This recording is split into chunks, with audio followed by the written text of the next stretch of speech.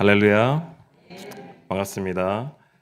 우리 옆 사람하고 한번 축복하도록 하겠습니다. 응꿀lun꿀루 아니부시세.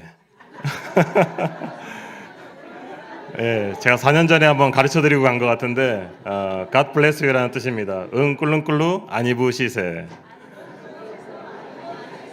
예.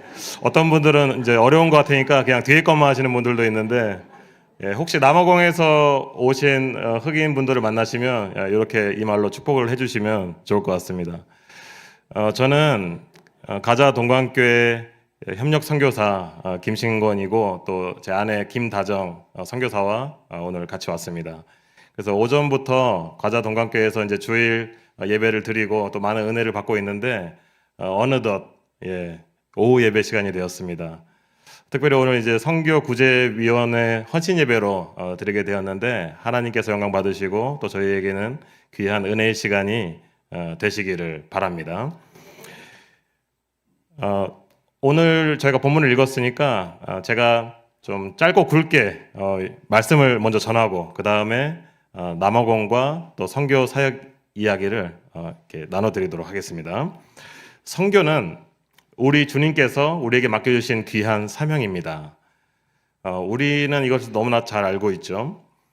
이것은 교회의 사명입니다. 그래서 우리가 사도행전을 읽어보게 되면 교회가 왜 세워졌는지 그리고 또 교회는 무엇을 해야 되는지를 잘 가르쳐주고 있습니다. 사도행전에 등장하는 대표적인 교회는 예루살렘 교회와 안디옥 교회입니다. 예루살렘 교회 성도들이 그 스데반 집사의 순교 이후에 흩어져서 안디옥에까지 이르게 되었는데요. 그곳에서 복음을 전하다가 교회가 세워지게 되었습니다. 그래서 이 소식을 들은 예루살렘 교회가 누구를 파송하지요? 바로 바나바를 목회자로 파송하게 됩니다. 그래서 바나바가 사역자로서 이제 담임 사역자로서 안디옥 교회를 이렇게 맡게 되는데요. 안디옥 교회는 이 바나바와 함께 부흥하면서 성장하게 됩니다. 자, 이후에는 다소에 가서 바울을 찾아서 청빙하여서 같이 동역자로 안디옥 교회로 모시게 됩니다. 안디옥 교회는 더욱 성장하면서 부흥해 갔고 그 교회 성도들은 그리스도인이다라는 호칭을 처음으로 듣게 되었습니다. 또한 안디옥 교회는 바나바와 바울을 선교사로 파송하면서 세계 선교를 감당했는데요. 최초로 선교사를 파송한 교회로 기록되었습니다. 그래서 오늘 말씀을 통해서 우리가 다시 한번 선교의 사명을 깨닫고 또 주님께 귀하게 쓰임받는 우리 모두가 되시기를 간절히 소망합니다. 자, 선교 어떻게 해야 됩니까? 먼저 교회를 세워야 합니다. 1절 말씀 우리가 다시 한번 보시겠습니다. 1절 말씀 시작. 안디옥 교회에 선지자들과 교사들이 있으니 곧 바나바와 느게르라 하는 시므온과 구레네 사람 루기오와 분봉왕 헤롯의 젖동생 마나엔가 및 사울이라. 아멘. 안디옥 교회는 당시에 로마와 알렉산드리아에 이어서 세 번째로 큰 수리아 안디옥이라는 도시에 세워진 교회였습니다. 당시 이 교회에서는 우리가 1절에서 본 바와 같이 여러 교회 지도자들이 세워져 있었습니다. 보시면은 바나바라는 이름이 맨 처음에 나오고 또 사울이라는 이름이 맨 마지막에 등장하는데요. 여러분께서 잘 아시는 대로 사울은 히브리식 이름이고 바울은 헬라식 이름입니다. 헬라 문화에서는 당시에 영향력이 높은 순으로 이름을 적었다고 합니다. 그래서 바울이 우리가 위대한 사도로 잘 알고 있지만 처음 교회 사역을 시작했을 때 그의 위치가 어느 정도에 있었는지를 우리가 가늠해 볼 수 있습니다. 바울의 이름이 마지막에 등장하는 것은 우리가 오늘 오전 예배 때 목사님 통해서 말씀을 들었지만 그렇게 교회를 박해하는 자로 있었기 때문에 그런 자였기 때문에 그의 회심을 좀 의심하는 그런 사람들도 있었고 또 그 중에는 바울이 이렇게 늦게 사역을 들어갔기 때문에 그래서 맨 마지막에 기록된 것으로 보는 그런 분들도 있습니다. 그러나 우리가 사도행전을 쭉 읽어보게 되면 바울의 이름이 어느덧 앞에 등장하는 그런 순간들이 나오게 되죠. 나중된 자가 먼저 되는 그런 천국의 원리가 적용이 됩니다. 안디옥 교회 지도자 중에 제일 먼저 언급되는 인물은 바나바였습니다. 바나바는 안디옥 교회 담임 목사님으로 목회를 했죠. 사역을 했습니다. 구브로 출신이었고 또 레위 출신이었고 그리고 정통 유대인이었습니다. 또 성령과 믿음이 충만한 자로 성경은 기록하고 있고요. 사도들과 모든 성도들이 서로 물건을 통용할 때에 그도 자기 밭을 이렇게 팔아서 사도들 발 앞에 두기도 하고 헌신을 했습니다. 또 예루살렘 교회 제자들이 바울을 의심할 때도 바나바가 보증을 서서 그를 중재하기도 했습니다. 자, 이어서 두 번째 인물을 보시면 니게르라 하는 시몬입니다. 니게르라고 하는 말은 검다라는 뜻인데요. 흑인으로 우리가 볼 수 있습니다. 그래서 시몬은 북아프리카 출신 흑인으로 보여지는데요. 당시가 로마 시대였잖아요. 그래서 그때 있었던 노예들은 대부분 흑인이었어요. 그런데 흑인 출신의 지도자가 교회에 있었다라고 하는 것은 굉장히 특별한 것입니다. 세 번째 인물은 구레네 사람 루기오입니다. 바나바와 같은 구레네 사람이고 이분은 무명의 이방인 성도로 우리가 볼 수 있습니다. 네 번째 인물은 분봉왕 헤롯의 젖동생 마나엔입니다. 헤롯은 예수님을 만났던 그 헤롯, 세례 요한을 죽였던 그 헤롯입니다. 그래서 마나엔은 그런 헤롯과 함께 자랐던 것을 우리가 볼 수 있습니다. 마지막 인물은 사울입니다.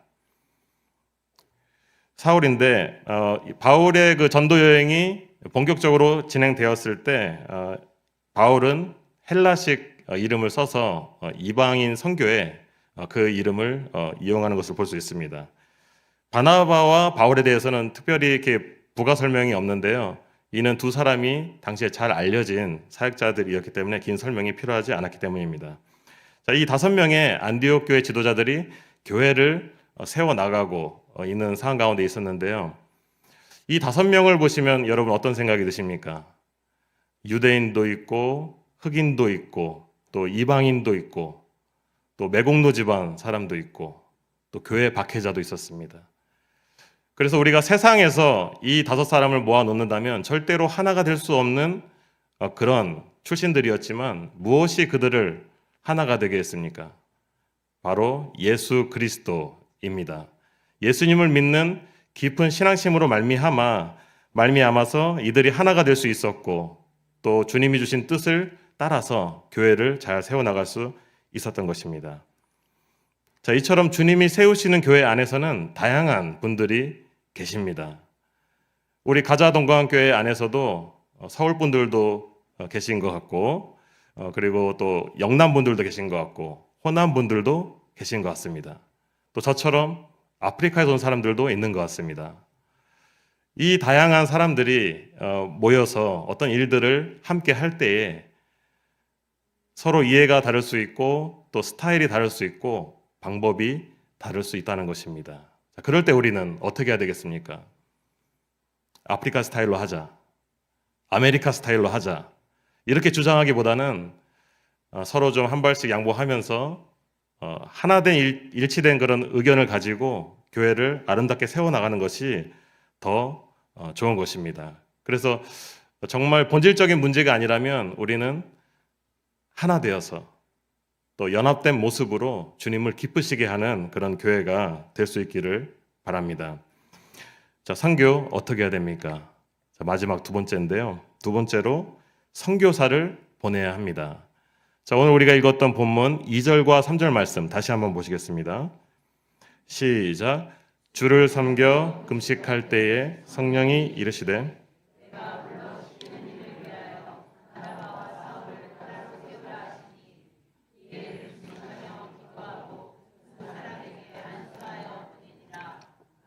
아멘. 자, 여기서 주를 섬겨라고 하는 말은 예배를 드렸다라는 의미입니다. 그래서 주님께 예배 드릴 때 그들은 금식을 했습니다. 금식을 했다는 것은 그들이 필요했던 그런 육적인 공급을 잠시 끊고 주님께 필요를 아뢰기 위해서 그런 영적으로 집중하는 시간들을 가졌다라는 것입니다. 특별히 우리는 예배를 드리는 것이 굉장히 중요한데요. 예배 시간에 우리는 하나님이 주시는 은혜를 받을 수 있고 또 담임 목사님과 설교자를 통해서 그 공동체에 주시는 하나님의 음성을 들을 수 있습니다. 하나님이 주시는 말씀을 받게 됩니다. 그래서 우리가 예배드리지 않으면서 또 말씀을 듣지 않으면서 하나님의 음성을 듣거나 또 하나님의 뜻을 찾는 것은 불가능한 일이 되는 것입니다. 예배의 자리, 그리고 말씀의 자리, 은혜의 자리를 사모하시기를 바랍니다. 자, 2절 말씀을 계속 보시면 내가 불러 시키는 일을 위하여 바나바와 사울을 따로 세우라 이렇게 말씀하고 계십니다. 자, 이 둘을 따로 세우라고 하는 그 이유가 뭐라고 되어 있습니까? 무엇을 하기 위해서? 내가 불러 시키는 일을 위하여. 자, 그렇습니다. 이 말씀에서 우리는 선교의 주인이 누구신지를 알게 됩니다. 선교의 주인은 바로 하나님이십니다. 미시오 데이, 하나님의 선교입니다. 하나님께서 선교를 계획하시고 하나님이 일꾼을 세우시고 하나님이 일꾼을 보내시고 하나님께서 그 선교 현장에서 일하시는 것입니다. 그래서 선교는 하나님이 시키시는 일을 해야 되는 것이지 어떤 개인이 추구하고 싶은 일들만 하거나 또 하나님을 기쁘시게 하지 않는 어떤 그런 일들을 하는 것은 선교가 아닌 것입니다. 선교는 하나님이 시키시는 일을 하기 위해서 우리가 하는 사역입니다. 그래서 하나님은 복음이 전파되고 영혼들이 구원받고 교회가 아름답게 세워지는 그런 일들을 기뻐하십니다. 이 일을 위해서 교회와 선교사와 필요한 일꾼들을 부르셨다는 것을 기억하시기 바랍니다. 온 교회 성도들은 왜 다시 한번 금식할 수밖에 없었을까요? 3절에 보니까 그들은 금식하면서 또 기도하고 두 사람을 안수하여 보냈다라고 했습니다. 다시 한번 금식하게 된 것입니다. 그러니까 하나님의 뜻을 알겠습니다. 바나바와 사울을 세워서 하나님이 쓰시는데 보내야 되겠구나. 자, 그러나 그들이 누구였습니까? 안디옥 교회의 기둥 같은 지도자들이었습니다. 그죠? 담임 목사님하고 부목사님을 하나님이 쓰시겠다는 거예요. 자, 그래서 이 안디옥 교회 교인들은 바나바와 바울과 함께 부흥과 성장을 경험했는데 이 두 사역자가 빠진다는 것은 상상해 본 일이 없었을 것입니다. 그래서 그들은 놀라서 다시 한번 금식하는 그런 시간을 가졌던 것으로 보입니다. 하나님께서 바나바 바울을 선교사로 택하신 뜻이 놀랍습니다. 어떻게 보면 안디옥 교회에 꼭 필요한 그런 사역자들이었는데도 불구하고 하나님은 그 둘을 선교를 위해서 쓰시겠다는 것입니다.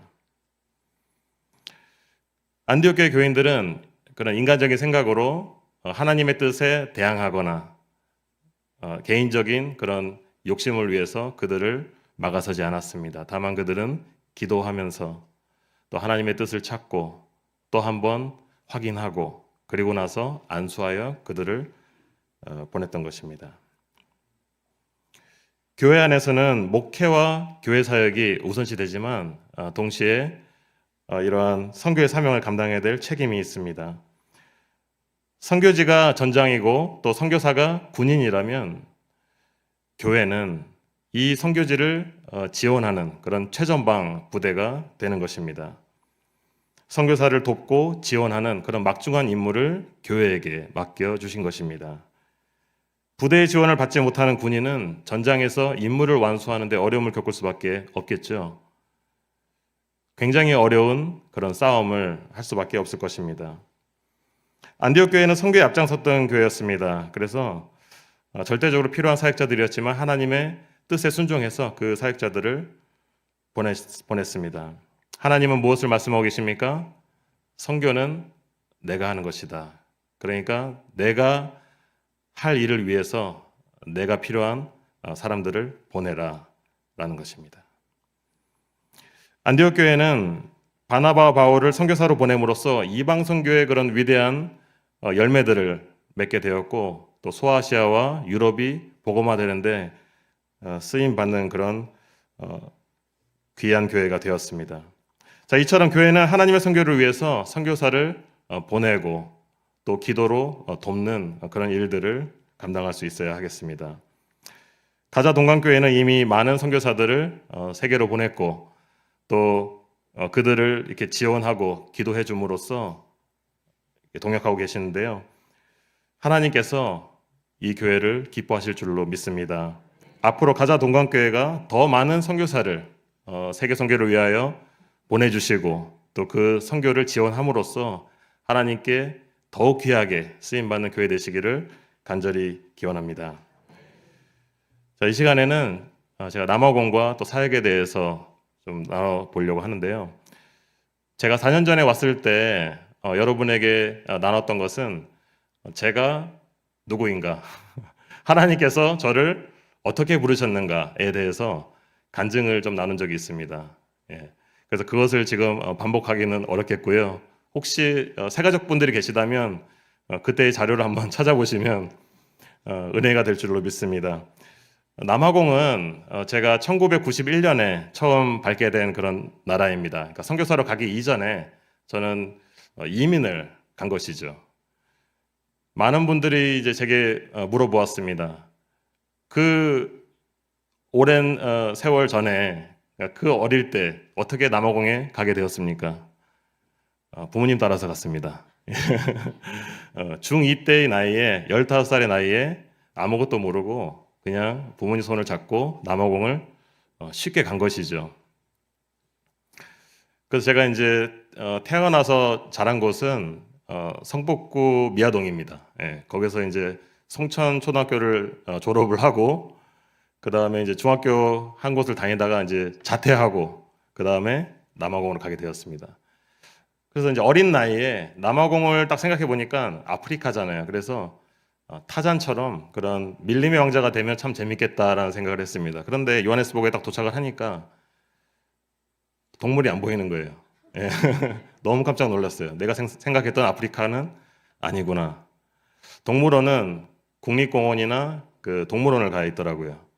그래서 좀 굉장히 그 큰 충격을 받았고요. 또 당시에는 대통령이 백인이었습니다. 그때 이제 드클럭이라고 하는 백인 대통령이 있었는데 그 인구 차별 정책을 폐지하고 그것을 이제 봉합하는 그런 과정 가운데 있었던 시기입니다. 그래서 이미 흑인들한테 투표권을 돌려주고 또 민주주의적인 그런 절차들을 밟아가던 그런 시기였는데요. 이제 94년이 되어서 넬슨 만델라가 그런 민주주의 투표를 통해서 첫 흑인 대통령으로 당선되었던 것입니다.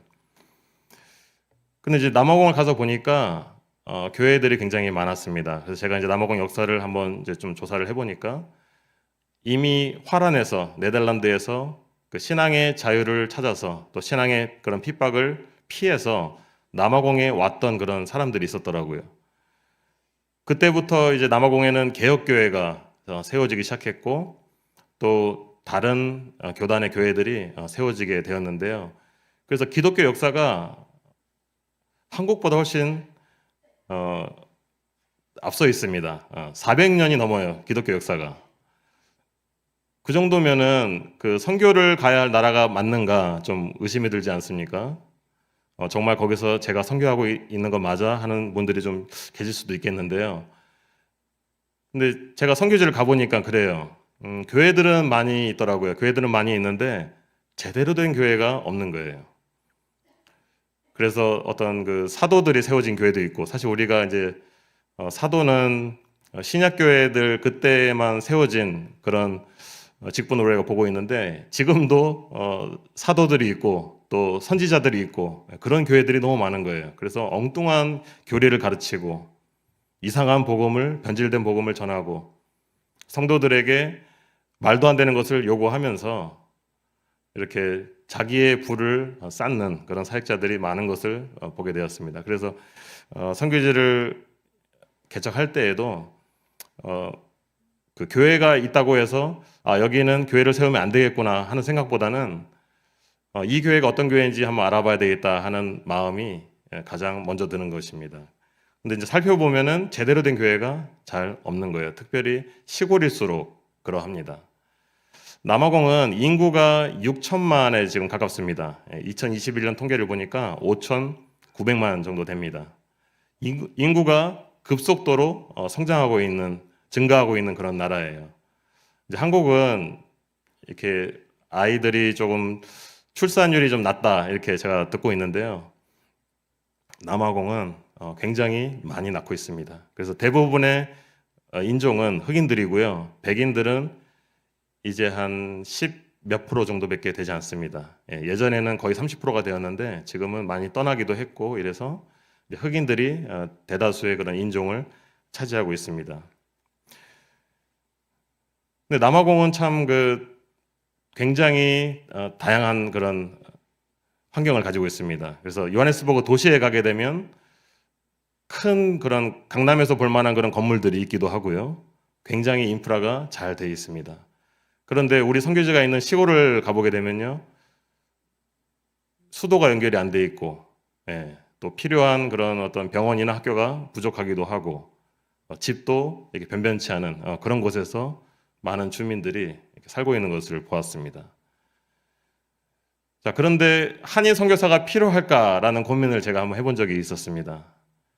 거기에는 이제 개혁교회도 있고 백인교회도 있으니까 이분들이 선교를 하면 더 잘하지 않을까 생각을 했던 것이죠. 그런데 보니까 흑인들의 마음 속에 이 자기들을 이렇게 식민지로 삼았던 백인들에 대한 증오가 아직도 좀 남아있다는 것을 보게 되었어요. 얘기를 해보니까 그런 것들이 막 나오는 거예요. 그래서 백인들이 선교사로 가기에는 조금 힘들겠다. 백인들이 흑인 마을로 들어가서 이렇게 복음을 전하는 것은 좀 위험할 수도 있겠다. 그런 것을 보게 되었습니다. 근데 이제 저희하고는 이제 원하는 게 없잖아요. 아시아인이고 한국인이고 그렇다 보니까 저희는 이제 백인들보다 더 수월하게 흑인 마을에 들어가서 복음을 전할 수도 있고 또 사역을 할 수 있고 선교를 할 수 있는 것입니다. 그리고 남아공은 땅이 굉장히 넓습니다. 한국의 11배 정도가 되는 그런 국토를 가지고 있어요. 그래서 이제 북쪽에서 남쪽까지 이렇게 차를 몰고 내려가면은 하루에 내려가기가 조금 버거울 때가 많습니다. 그런 경우가 있거든요. 예를 들어서 제가 요하네스버그 쪽에 있는데 캡타운을 가야 된다. 그러면은 이제 차를 몰고 갑니다. 왜냐하면 이제 차를 가져가는 이유는 짐을 싣기가 편하잖아요. 공항은 이제 수화물 제한도 있고 몇 개 못 가져가는데 차에는 많은 걸 실어서 갈 수가 있습니다. 그래서 이제 요하네스버그에서 출발해서 한 18시간 정도가 지나면은 케이프타운에 도착할 수가 있어요. 거리는 1,500km 정도 됩니다. 한국에서 차로 1,500km를 이렇게 갈 수 있는 데가 있나요? 없을 겁니다. 그죠? 서울에서 부산이 아마 한 400 몇 킬로 정도 될 것 같은데 굉장히 광활한 그런 대륙입니다. 그리고 이제 기후를 보면 거기는 남반구에 있는 곳이기 때문에 한국이랑 정반대예요. 제가 안식년으로 들어온 게 가족들을 데리고 들어온 게 12월 달이었습니다. 12월 둘째 주. 그리고 그 다음 주에 굉장히 강력한 그런 한파가 찾아왔거든요. 제가 있던 곳에서는 최고 기온이 38도였는데 한국에 오니까 최고 기온이 뭐 8도 막 이러는 거예요. 지금은 좀 날씨가 풀렸지만 또 최저가 그때 15도 막 이랬어요. 12월 달에 서울에 왔었는데 차에 놔둔 그런 어떤 그 생수들이 꽁꽁 얼었더라고요. 다음 날 보니까 정말 선교지보다 열악한 것 같다 한국이. 그런 생각이 잠시 들었습니다. 굉장히 열악하다. 살기 힘들다. 따뜻한 남아공이 좀 생각이 나더라고요. 남아공은 이제 너무 또 뜨거울 땐 뜨겁고 하기 때문에 좀 어려움이 있을 수 있지만 한국처럼 습도가 높지 않아서 그늘만 들어가면 좀 시원한 편입니다. 근데 겨울도 있어요. 한국이 여름일 때 거기는 겨울입니다. 그러니까 한국이 6월 달에서 한 8월 달까지가 여름이라고 보면 그때가 남아공은 겨울이에요. 최저 기온이 한 4도까지, 영하 4도까지 내려가는 곳도 있습니다. 그래서 어떤 흑인들한테는 좀 난방 이런 게 잘 안 돼 있어서 양철집에 살고 이러면 좀 춥잖아요. 동사자가 발생하는 경우도 있습니다. 그러니까 우리가 볼 때 영하 4도는 아무것도 아닌데 거기에서는 좀 치명적인 그런 기온으로 볼 수가 있습니다. 어때요? 남아공 좀 흥미로운 나라인가요? 다음에 담임 목사님 모시고 한번 오시면 잘 모시도록 하겠습니다. 한번 오시겠습니까? 자, 담임 목사님 들으셨죠? 명단 다 적어서 기억하시기 바랍니다. 한번 오시면은 참 좋을 것 같고요. 특별히 그 가자 동관교회 와 보니까 장로님 이제 찬양 인도하시는 것도 그렇고 또 찬양대도 그렇고 찬양을 너무 잘하시는 것 같아요. 근데 찬양이 굉장히 중요하거든요. 남아공 그 선교지에 가보면은 찬양할 뿐만 아니라 온몸을 이용해서 춤을 춰요. 그래서 이제 여러분이 찬양만 해도 거기에서는 굉장한 사역을 할 수 있습니다. 예, 그래서 사람을 모으는 것은 얼마든지 모을 수 있기 때문에 이렇게 좀 영어로 된 찬양 이런 거를 몇 개 준비해서 이렇게 해주시면은 굉장히 큰 은혜가 될 것이고 또 선교에도 도움이 될 것 같습니다. 예, 근데 이제 준비가 돼서 이렇게 사역을 하러 오실 수도 있고 또 그렇게 준비가 안 되시더라도 한번 보는 것도 굉장한 그런 경험이 되고 선교지를 이해하는 데 도움이 되니까 그냥 오셔도 제가 할 것들을 준비해 드리겠습니다. 예. 그래서 한번 오시면 좋을 것 같고요. 제가 이제 가족들과 함께 남아공으로 가서 선교한 지가 이제 만 6년이 됐죠. 그래서 첫 텀을 마치고 이제 안식년으로 들어왔습니다. 그래서 1년 동안 있게 됐는데요. 지난번에는 잠깐 휴가로 왔기 때문에 짧게 있다 갔고 이번에는 1년 동안 있으면서 오늘처럼 이렇게 후원교회들을 방문하면서 선교 보고도 하고 그리고 또 새로운 그런 후원교회도 이렇게 연결하기도 하고 그리고 건강검진, 심리검사 이런 것을 좀 받기도 하고 그다음에 이제 중요한 것이 KPM 이사회 재파송 그 심사를 받아야 됩니다.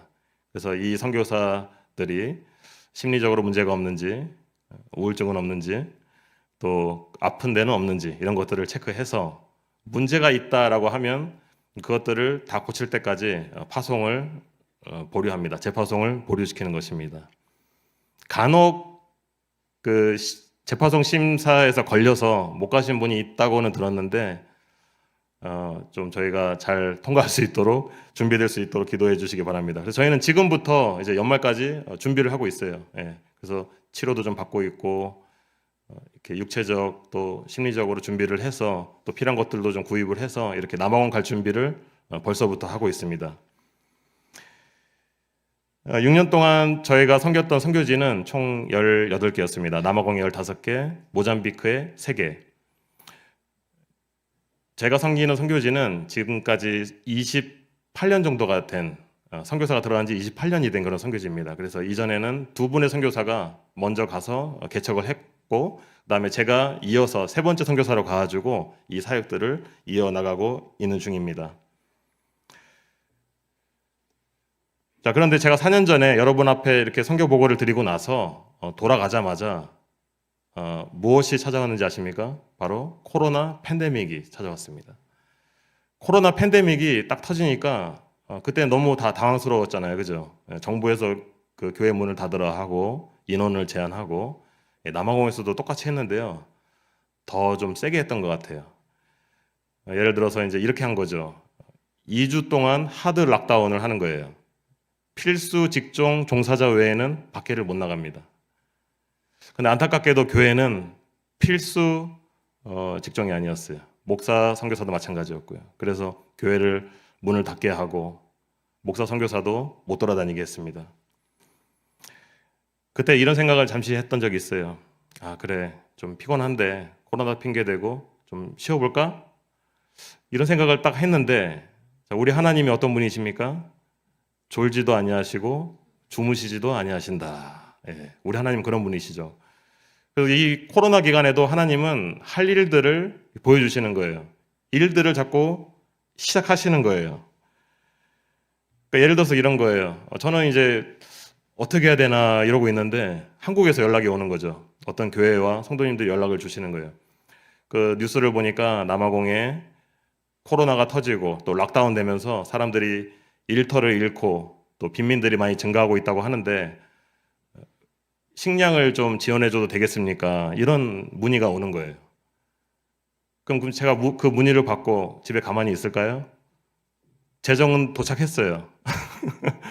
그러니까 하나님께서 일들을 먼저 이렇게 진행하시면 일꾼은 그냥 따라가게 되는 것입니다. 선교가 정말 하나님의 선교더라고요. 하나님께서 먼저 가시고 일꾼도 뒤따라가게 되는 그런 구조입니다.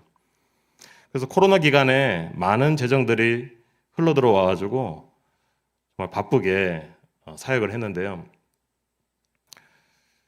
그 식량들을 샀으면 이제 사주고 전달을 해야 되는데 통행증이 없잖아요. 저는 이제 목사니까요. 예, 필수 직종이 아니니까. 그래서 이제 어떤 시의원이랑 연결이 돼가지고 좀 상황을 설명을 드렸습니다. 이러이러해서 너희의 백성들을 돕고 싶다. 방법을 마련해 달라. 그러니까 저한테 시청에서 발급해주는 퍼밋을 하나 끊어준 거예요.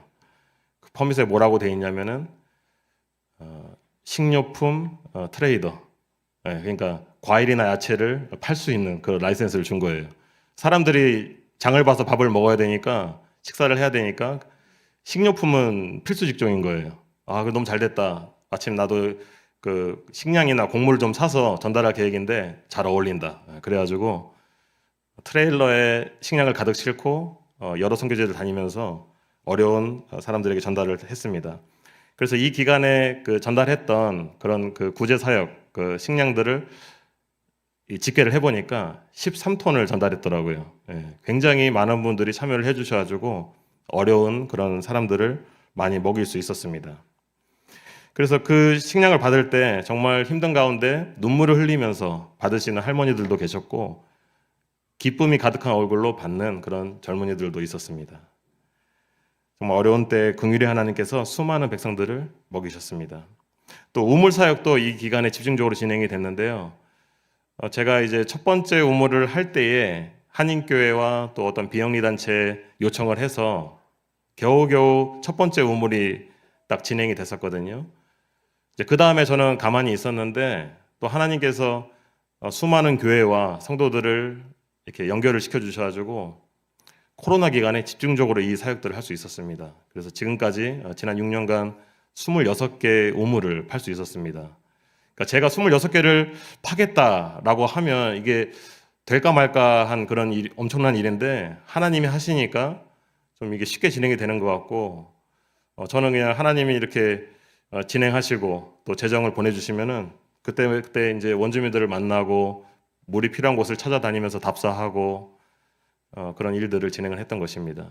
그래서 저희가 이제 우물을 팔 테니까 추장한테는 제가 땅을 요구합니다. 땅은 너희가 해라. 그게 맞지 않겠느냐. 기브 앤 테이크를 좀 하는 거죠.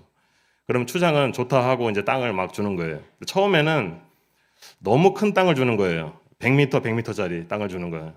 그러니까 너무 크니까 이게 펜스 칠 돈이 부족한 거예요. 땅은 얼마든지 있는데 그래가지고 안 된다 그렇게 하면 좀 적당한 땅을 줘라 그랬죠.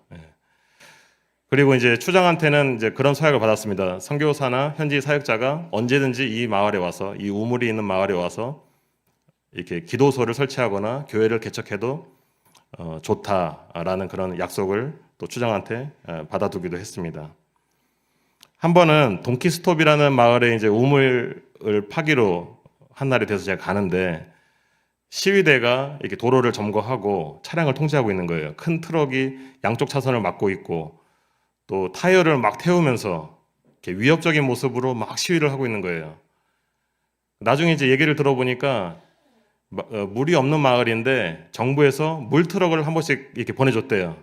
일주일에 한 번씩. 그럼 이제 사람들이 나와서 그 받는 거예요. 트럭으로부터.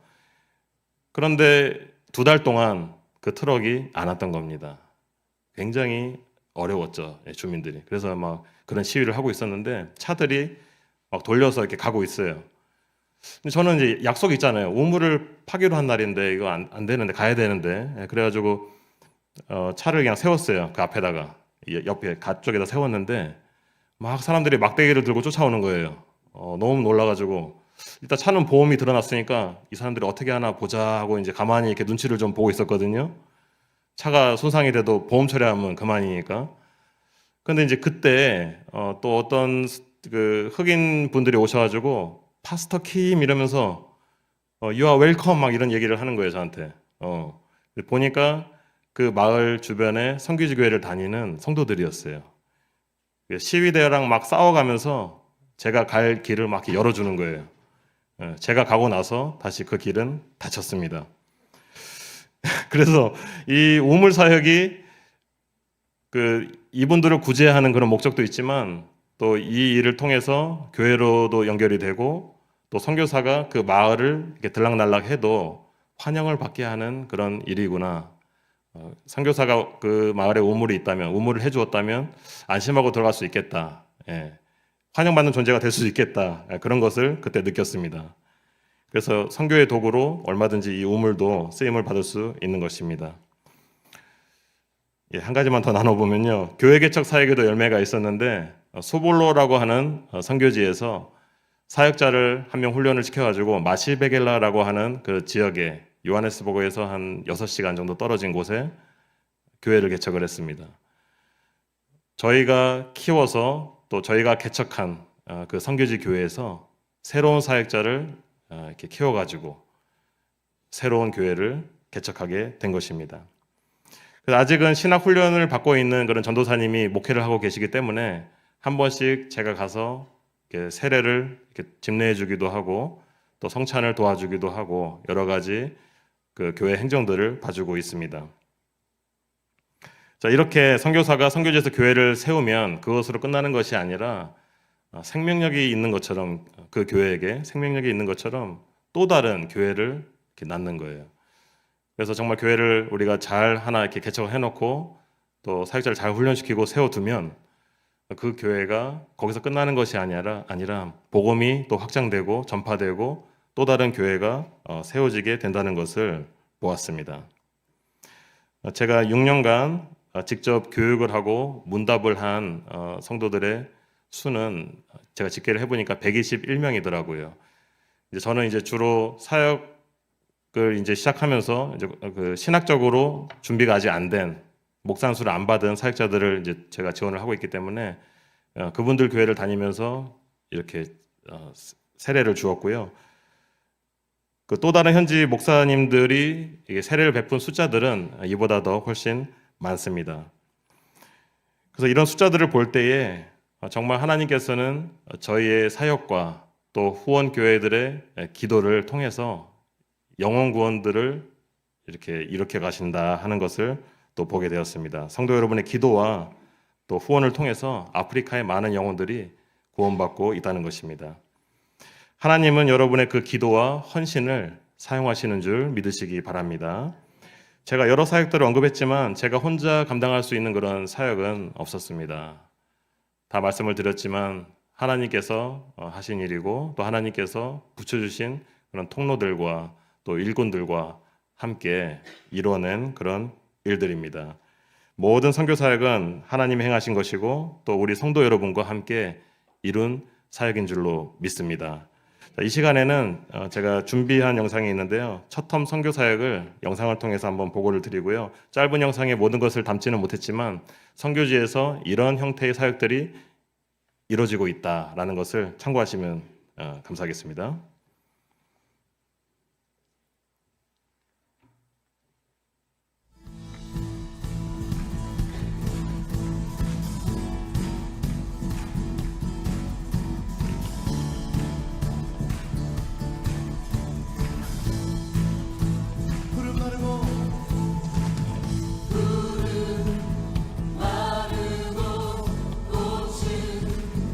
시들아 주의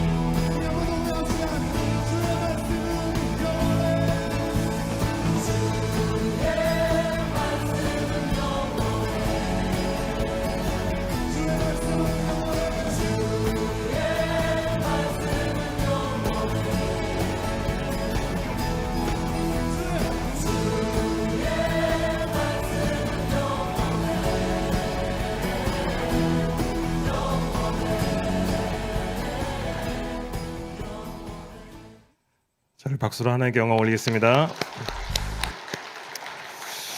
할렐루야. 이 모든 선교 사역의 열매는 성도 여러분과 함께 또 여러분의 헌신과 함께 이뤄낸 것인 줄로 믿습니다. 또 지난 한 텀 동안 저희 가정과 함께 이 선교로 동참해 주셔서 동역해 주셔서 굉장히 감사드립니다. 자, 이 시간 우리 옆에 계신 분과 함께 인사하겠습니다. 선교는 교회의 사명입니다. 다른 분과 인사하시겠습니다. 선교는 우리의 사명입니다. 아멘. 선교사들을 선교지로 보내고 또 함께 동역함으로 선교를 위해 하나님께 귀하게 쓰임 받는 우리 모든 성도님들 되시기를 주님의 이름으로 기원합니다.